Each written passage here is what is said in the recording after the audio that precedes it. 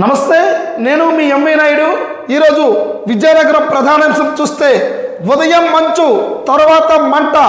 గత వారం రోజులుగా జిల్లాలో భిన్నమైన వాతావరణం నెలకొంది. ఉదయం 8 గంటల వరకు మంచు దుప్పటి కప్పేస్తూ ఉంది, చలి వణికిస్తుంది.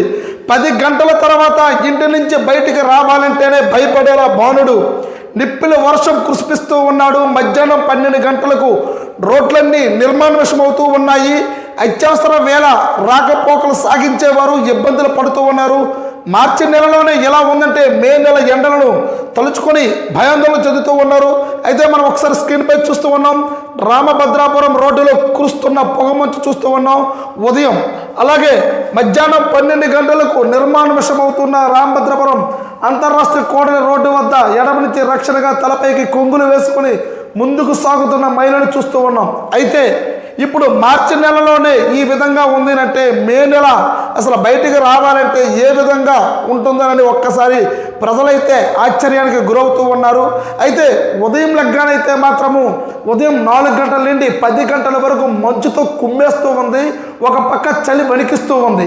అలా 10 గంటల సమయం దాటిన తర్వాత ఒక్కసారి బాణుడు బగబగా అనిపిస్తూ ఉన్నాడు. అయితే ఇప్పుడే ఇలా ఉన్నాడంటే మాత్రం భవిష్యత్తులో అయితే మాత్రం చాలా ఇబ్బందికర పరిస్థితి అయితే ఉంది అన్నట్టుగా ఇక్కడ ఈ వైన మనకు తెలుస్తూ ఉంది. అలాగే ఒక్కసారి మరొక ప్రధానమైన కథను చూద్దాం. కార్డు రాదు, సరుకులు అందవనంటూ రైస్ కార్డు పేద మధ్యతరగతి కుటుంబాలకు అతి విలువైనది. రేషన్ సరుకులతో పాటు పిల్లల చదువులకు ఆర్థిక సాయం, ప్రభుత్వ రాయితీలు మంజూరుకు ఆ కార్డే ఆధారం. ఏడాదిగా కొత్త కార్డులు మంజూరు కాక పిల్లల పేర్లు కార్డులో చేర్పించే అవకాశం లేక ప్రభుత్వ ప్రయోజనాలు అందక పేద ప్రజలు మనోవేదన చెందుతూ ఉన్నారు. గత ప్రభుత్వం 6 నెలలకు ఒకసారి కొత్త కార్డులు మంజూరు చేసేదని, కూటమి ప్రభుత్వం అధికారంలో వచ్చి 9 నెలలు గడుస్తున్న ఒక్క కార్డు కూడా మంజూరు చేయలేకపోవడంపై మండిపడుతూ ఉన్నారు.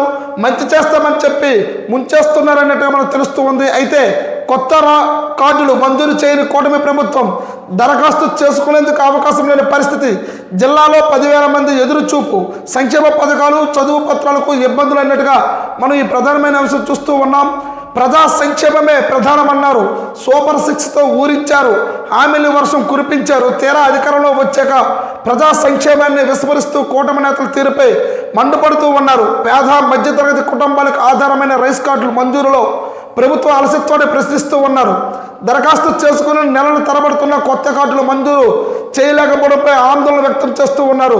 2024 మార్చి 15 వరకు జిల్లాలో కొత్త రైస్ కార్డుల కోసం కొత్త దరఖాస్తు చేసుకునేందుకు సభ్యులు రైస్ కార్డులో చేర్చడానికి కార్డులు విభజనకు అవకాశం ఉంది. సచివాలయంలో దరఖాస్తులు స్వీకరించేవారు. ఆ తర్వాత ఇప్పటి వరకు కూడాను దరఖాస్తు చేసుకోవడానికి కూడా అవకాశం లేకుండా పోయింది. కూటమి ప్రభుత్వ అధికారులకు వచ్చిన తర్వాత కొత్తగా ఒక్క రైస్ కార్డు కూడా మంజూరు కాలేదు. వేలాది జంటలు కొత్త కార్డుల కోసం ఎదురు చూస్తున్న ఫలితం లేకపోయింది. రైస్ కార్డులో కుటుంబ సభ్యుల పేర్లు చేర్పించేందుకు అవకాశం లేకపోవడంతో ఎలాంటి ప్రయోజనాలు అందడం లేదు. అయితే దరఖాస్తులు వెంటనే చేసుకోవాలి. జిల్లా వ్యాప్తంగా 10,000 మంది ఎదురు చూస్తూ ఉన్నట్టుగా మనం తెలుస్తూ ఉంది. అయితే ఇక్కడ కొత్త కార్డుల గురించి అయితే ఏం చెప్తూ ఉన్నారో మధుసూదనరావు జిల్లా పౌర సరఫరాల శాఖ అధికారి, జిల్లాలో కొత్తగా రైస్ కార్డులు ఎవరికి మంజూరు కాలేదు. కొత్త రైస్ కార్డు కోసం రైస్ కార్డులో సభ్యులు చేర్చుకోవడానికి ప్రభుత్వం నుంచి ఇంకా ఆప్షన్ రాలేదని ఇక్కడ జిల్లా పౌర శాఖ అధికారి అయితే మనం చెప్తూ ఉన్నారు. ఒక్కసారి మనం చూస్తూ ఉన్నాం. కార్డు అయితే మాత్రం రాలేదు, సరుకులు అందవు అన్నట్టుగా ఇక్కడ చాలా ఆందోళన చెందుతూ ఉన్నారు. అయితే కొత్తగా పెళ్ళైన వారైతే మాత్రము ఒకే ఇంటిలో అన్నదమ్ములు ఉండేటప్పుడు తల్లిదండ్రులతో వాళ్ళు ఉంటారు. కొత్తగా పెళ్ళైన తర్వాత ఆ కార్డు నుండి విడిపోతేనే ఆ కుటుంబానికి లబ్ధిదారులుగా ఒక కొత్త రైస్ కార్డు వస్తుంది. వాళ్ళకి ప్రభుత్వం నుంచి ఏదైనా పథకాలు రావాలంటే ఖచ్చితంగా గుర్తింపు కార్డు అయితే మాత్రం అవసరం. అలా ఒకటనే కాదు, చదువులకైనా సరే ఇలాగా ఇప్పటి వరకైతే మాత్రం ఒక్క రైస్ కార్డు కూడా కొత్తగా రావట్లేదు. అయితే ప్రభుత్వం నుంచి కూడాను ఏది మంజూరు కాలేదని కూడా ఇక్కడ మనకు తెలుస్తూ ఉంది. అయితే ఇప్పటి వరకు కూడాను రైస్ కార్డు రాకపోయేసరికి చాలా ఆందోళన మధ్యతరగతి వారు, పేద తరగతి వారు అయితే మాత్రం చాలా ఇబ్బంది పడుతూ ఉన్నారు. అయినా ఇక్కడ కూడా జిల్లా పౌర సరఫరా అధికారి కూడా క్లియర్గా చెప్తూ ఉన్నారు, జిల్లాలో కొత్తగా ఏ రైస్ కార్డులు రాలేదు, ప్రభుత్వం నుంచి నివేదిక వచ్చినట్టునే ఖచ్చితంగా చేసి పెడతామన్నట్టుగా ఇక్కడ మనకు తెలుస్తూ ఉంది. అలాగే మరొక ప్రధానమైన అంశం చూద్దాం. విజయనగరంలో దేవాదాయ శాఖ భూముల పరిరక్షణ ధ్యేయం అని ఇక్కడ మనకి శిరీష చెప్తూ ఉన్నారు.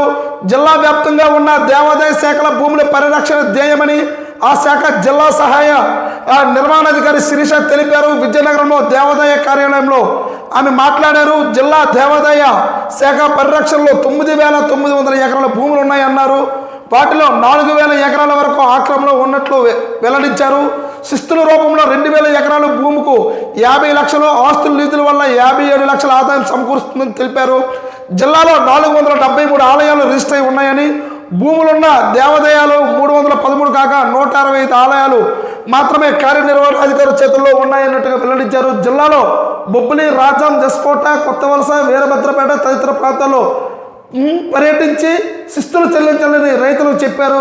అయితే ఇక్కడ శిరీష చెప్తూ ఉన్నారు, దేవాదాయ శాఖ కార్యనిర్వహణాధికారి అయితే చెప్తూ ఉన్నారు. జిల్లా వ్యాప్తంగా అయితే మాత్రము దేవాదాయ భూములన్నీ కూడా పరిరక్షణ ధ్యేయంగా ముందుకు వెళ్తున్నట్టుగా తెలుస్తూ ఉంది.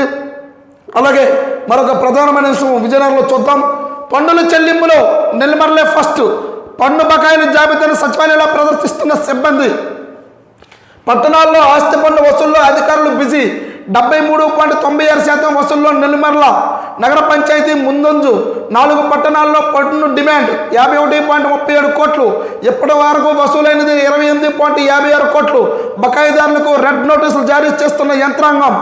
ఆస్తి పన్ను చెల్లింపులో నెల్లిమర్లం నగర పంచాయతీ ప్రజల జిల్లాలో ముందంజలో ఉన్నారు. ఆర్థిక సంవత్సరం ముగింపు డేటు రావడంతో ఆస్తి పన్ను వసూల్లో కార్పొరేషన్, మున్సిపల్, నగర పంచాయతీ అధికారులకు నిమగ్నమయ్యారు. మొండి బకాయిలు వసూళ్లే లక్ష్యంగా నోటీసులు జారీ చేస్తూ ఉన్నారు. పన్నులు చెల్లించి పట్టణాల అభివృద్ధికి సహకరించాలని కోరుతూ ఉన్నారు. విజయనగరం జిల్లా పరిధిలోని విజయనగరం కార్పొరేషన్తో పాటు బొబ్బిలి మున్సిపాలిటీలో, నెల్లిమర్ల, రాజా నగర పంచాయతీలో 2024-25 ఆర్థిక సంవత్సరానికి డిమాండ్ 51.37 కోట్లు కాగా ఇప్పటి వరకు 28.56 కోట్లు వసూలు చేశారు.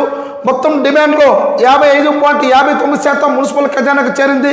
ఏప్రిల్ నుంచి సెప్టెంబర్ వరకు మొదటి విడత, అక్టోబర్ నుంచి మార్చి వరకు రెండో విడతగా పన్నులు వసూలు చేయడం సహజం. ఇప్పటి వరకు నెల్లిమర్ల నగర పంచాయతీలో 73.96% వసూలు చేసినట్టు మొదటి స్థానంలో నిలవగా 60.97% వసూలుతో బొబ్బిలి మున్సిపాలిటీలో రెండవ స్థానంలో ఉంది. 59% వసూలుతో రాజాము మూడవ స్థానంలో, 53.90% వసూలుతో విజయనగరం కార్పొరేషన్ చివరి స్థానంలో ఉందని, నీటి పన్ను వసూళ్లో సైతం నిర్దేశించిన లక్ష్యాన్ని చేరుకోలేదు. సిబ్బందితో పై ఉన్నతాధికారులు ఒత్తిడి పెంచడంతో క్షేత్రస్థాయిలో ప్రత్యేక బృందాలను ఏర్పాటు చేసి పన్నులు వసూలుకు శ్రీకారం చుడుతూ ఉన్నారు. బకాయిదారులపై కొరడా ఆర్థిక సంవత్సరం ముగింపు గడువు దగ్గర పడుతూ ఉండడంతో పన్నుల వసూలుకు బకాయిదారులపై అధికారులు కొరడా జులిపిస్తూ ఉన్నారు. మొండి బకాయిలపై జాబితాను సిద్ధం చేసి రెడ్ నోటీసులు కూడా జారీ చేస్తామన్నారు. అప్పటికీ స్పందించకపోతే ఇంటికి వేసిన తాగునీటి కుళాయిల కనెక్షన్లను తొలగిస్తామన్నారు. పన్ను బకాయిల ద్వారా జాబితాను కార్పొరేషన్, మున్సిపల్ కార్యాలయాలతో పాటు అన్ని సచివాలయాల్లో ప్రదర్శిస్తున్నారు. దీర్ఘకాలికంగా బకాయి పడిన వారిని దుకాణాలను సీజ్ చేస్తామన్నారు. గతంలో ఎన్నడూ లేని విధంగా పన్నుల వసూలుపై యంత్రాంగం ఒత్తిడి చేస్తుందన్న చర్చల్లో పట్టణంలో సాగుతూ ఉంది. అయితే మనం చూస్తూ ఉన్నాం, కొన్ని కోట్ల రూపాయలతో ఇప్పటికే కోట్ల రూపాయలతో అయితే మాత్రము విజయనగరం జిల్లాలో అయితే మాత్రం ముందంజలోనే ఉంది. యువతల నెల్లిమర్ల అయితే మాత్రం మొదటి స్థానంలో ఉంది. అలాగే బొబ్బిలి, రాజాము అయితే ఇలాగా కొన్ని కోట్ల రూపాయలు అయితే మాత్రం ప్రభుత్వానికి ఇవ్వడం జరుగుతూ ఉంది. కానీ ఇది పూర్తి స్థాయిలో ఇంకా ఎప్పటికీ చాలా వరకు పెండింగ్ ఉంది. ఎప్పటికైనా సరే పట్టణాల్లో అయితే మాత్రము ఖచ్చితంగా మీరు ఒక ట్యాక్స్లు కట్టకపోతే, పన్ను బిల్లులు కట్టకపోతే ఖచ్చితంగా ఆ కుళాయిలు అయితే కట్ చేస్తామని ఇక్కడైతే ప్రధానంగా సచివాలయాలు అయితే మాత్రం వెల్లడిస్తూ ఉన్నారు. చూస్తూ ఉండండి ఎంఈ న్యూస్. నేను మీ ఎంఈ నాయుడు.